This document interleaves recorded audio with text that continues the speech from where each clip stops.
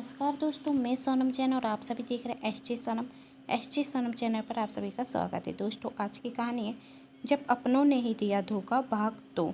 यदि आप सभी को मेरे द्वारा लिखी गई ये कहानी पसंद आए तो चैनल को सब्सक्राइब कर दीजिएगा और पास में जो बेल आइकन का बटन है उसे प्रेस करना बिल्कुल ना भूलें, क्योंकि उसी से मिलेंगी आप सभी को मेरी आने वाली हर कहानी की नोटिफिकेशन। कहानी पसंद आने पर वीडियो को लाइक ज़रूर कीजिएगा, क्योंकि जब आप करते हैं वीडियो को लाइक तो मुझे मिलती है नई नई कहानियाँ लिखने के लिए प्रेरणा। और हाँ, कहानी को अपनों के साथ शेयर करना बिल्कुल ना भूलें। तो चलिए कहानी शुरू करते हैं।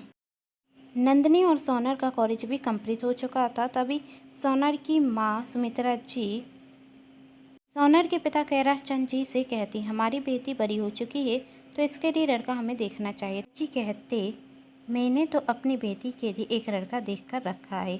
कौन है भाई? सुमित्रा जी ने पूछा। तब कैलाश जी कहते, मेरा पुराना दोस्त है ना, प्रेम। हाँ हाँ, उसी का बेटा है।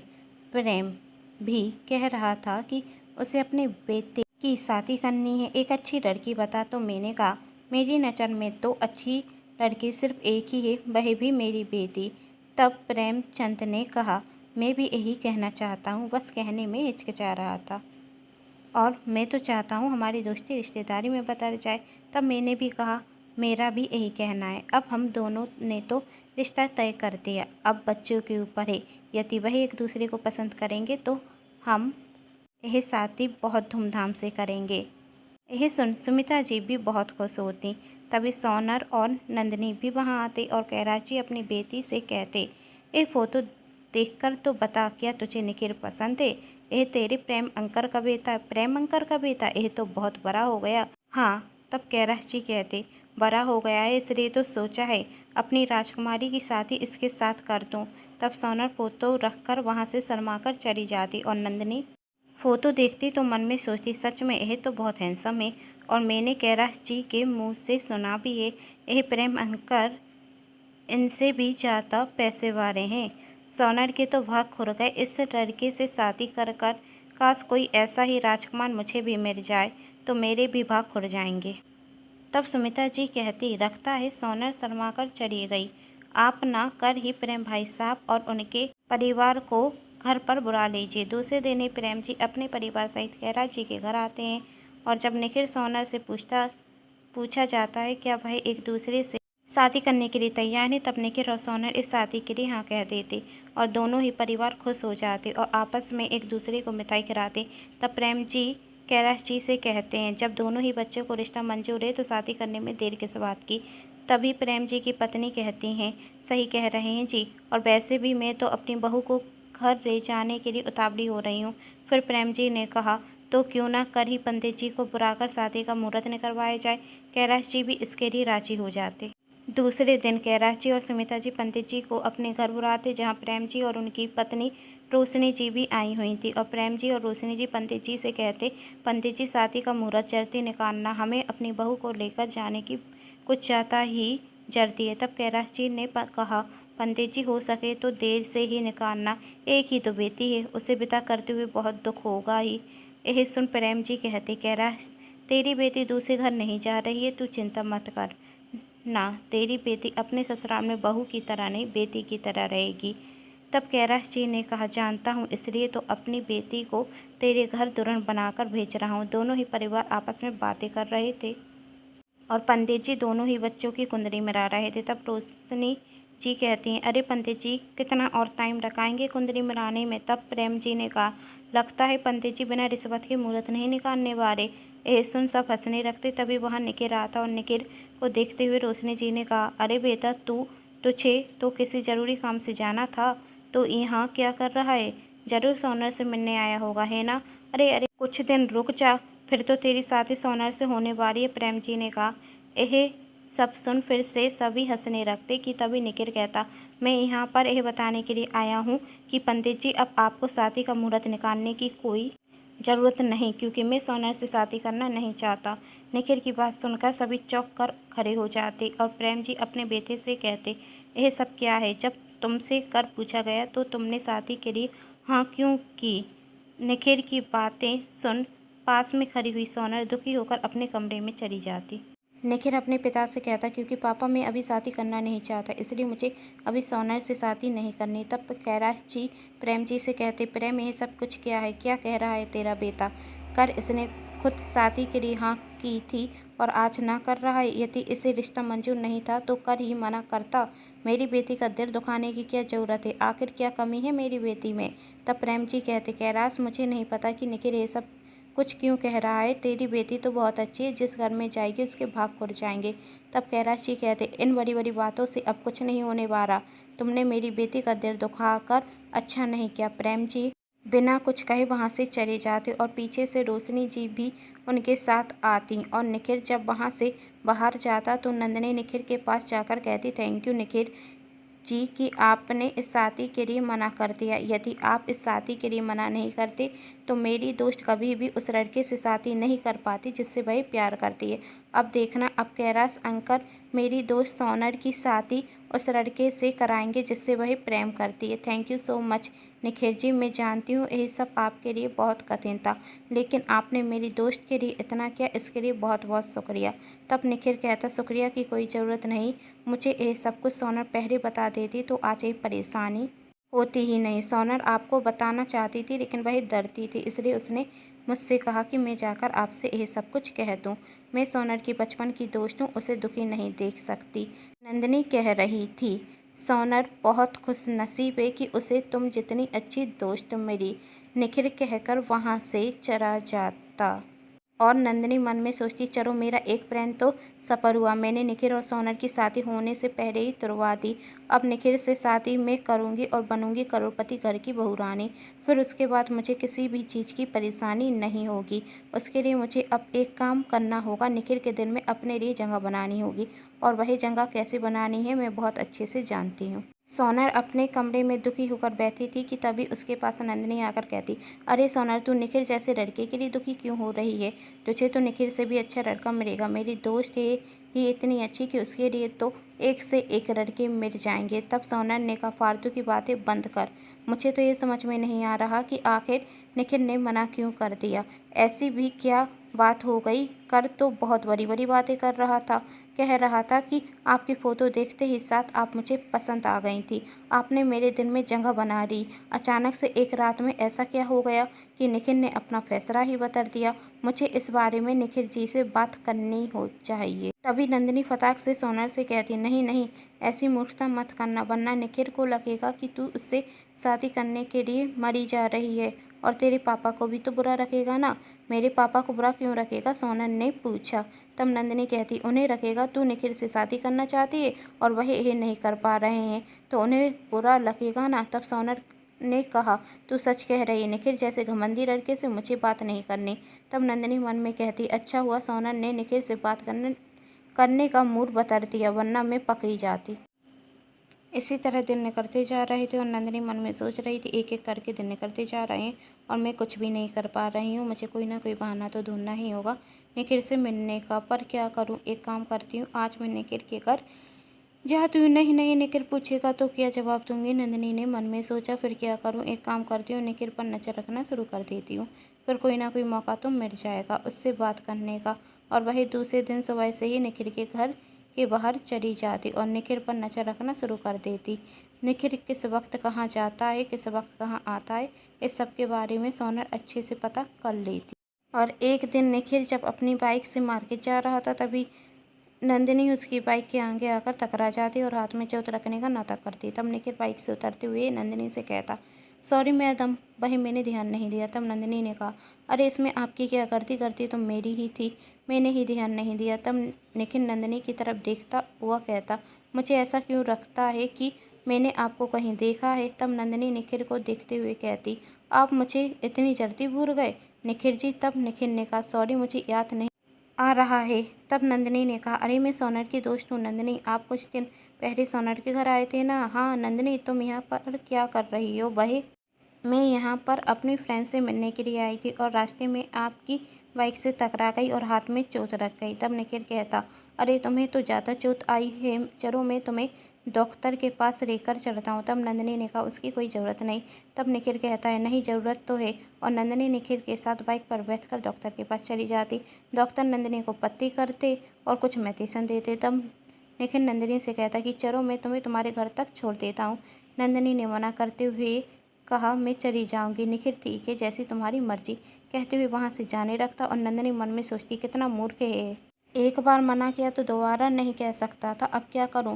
और वही चक्कर आने का नाटक करने लगती। तब निखिल नंदिनी को देखते हुए कहता तुम्हारी हालत कुछ ठीक नहीं रख रही है, मैं तुम्हें तुम्हारे घर तक छोड़ देता हूं। कहते हुए निखिल नंदिनी को घर तक छोड़ने के लिए जाता कि नंदिनी बीच रास्ते में ही बाइक रोकने के लिए कहती और निखिल से कहती अब घर पास में है, यदि किसी ने मुझे आपके साथ देख लिया तो सब मेरे बारे में क्या सोचेंगे, इसलिए अब आप चले जाइए। निखिल वहाँ से चला जाता है। इसी तरह नंदिनी अब किसी न किसी बहाने निखिल से मिलना शुरू कर देती। इसी तरह 3 महीने निकल गए और एक दिन नंदिनी निखिल से मिलकर घर आ रही थी। तब वह देखती कि उसकी माँ आरती सुमित्रा जी से कह रही है कि उन्हें 1 हफ्ते की छुट्टी चाहिए, वही मुझे गाँव जाना है। यह सब सुन नंदिनी अपनी माँ आरती से कहती है माँ आप 1 हफ्ते के लिए गांव क्यों जा रही हैं, और वैसे भी गांव में हमारा है कौन, किससे मिलने के लिए जा रही हैं। तब आरती कहती है सिर्फ मैं नहीं तू भी जा रही है, तुम्हारे पापा के चाचा के बेटे रहते हैं गांव में, उन्होंने तुम्हारे लिए एक अच्छा रिश्ता देखा है। लड़के का नाम राजीव है, 20,000 रुपये महीने की शहर में नौकरी करता है, खेती बाड़ी है, लड़का भी देखने में अच्छा लगता है। तो तुम्हारे चाचा जी ने कहा कि भाभी एक बार आकर आप लड़के के परिवार से मिल लीजिए, साथ में नंदिनी को भी लेकर आना, जिससे लड़का और लड़की एक दूसरे को देख लें और फिर हम बाद में उनकी शादी करते। तब नंदिनी ने कहा मैं नहीं जाने वाली गांव, और माँ आप सोच भी कैसे सकती हैं कि मैं किसी 20,000 रुपये कमाने वाले लड़के से शादी करूंगी।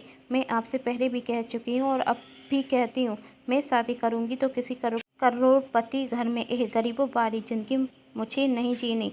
तब आरती ने कहा तेरी बकवास बहुत हो गई, अब मेरी बात सुन, तू कर मेरे साथ गांव चल रही है। तब नंदिनी ने कहा मैं गांव नहीं जाऊंगी क्योंकि मैं किसी और से प्यार करती हूँ।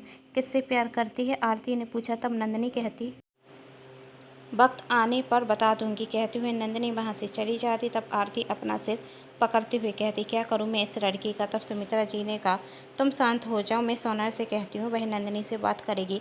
सोनर ने जब नंदिनी से पूछा कौन है वह लड़का, बताएगी नहीं मुझे। तब नंदिनी कहती कहाँ है ना, वक्त आने पर बता दूंगी, तो मुझे तो बताते, सोनर ने फिर कहा।